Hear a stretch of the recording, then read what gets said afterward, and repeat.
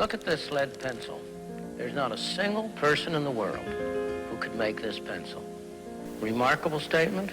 Not at all. About 30 years ago, noted economist Milton Friedman released this extraordinary video, simply and elegantly illustrating the phenomenon of the free market.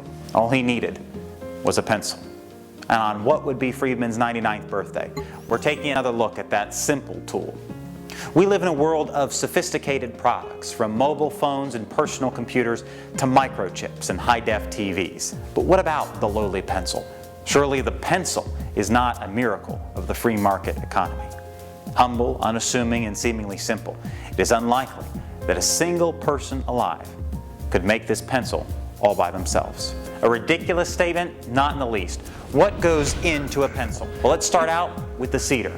The wood must withstand repeated sharpening without splintering and can't warp or lose its shape. Probably comes from the northwestern United States. Consider the logging machinery, like saws, themselves produced by steel and other metals, mined or developed domestically and overseas. Trucks assembled at factories in the United States or abroad, utilizing billions of dollars of factory equipment and professional know-how. Highly skilled loggers, themselves using countless products from clothes to coffee, which involved equally complex supply chains. Then take a look at graphite. Once it was mined from South America, and today it is more commonly produced at a factory to achieve the desired density. The graphite is typically mixed with clay for consistency and color. And then brass, which comes from copper and zinc, requires professional labor to extract its constituent metals from the earth. The brass creates a small device which, combined with tiny rings of black nickel, fix the eraser to the pencil. Then of course there's the eraser itself. It looks like rubber and is produced by mixing a particular seed oil from the Pacific with sulfur chloride. Rubber is then mixed with various accelerating agents like pumice from Europe to bind the eraser together. Then of course there's the wax, the lacquer, and the paint, all produced from a similarly complex network of raw materials, transportation, capital, and labor from all over the world. Millions of dollars of factory machinery, managed by a professional labor force, will then ensure that the pencil is cut, glued, and shaped, sanded, varnished, cleaned, and coated.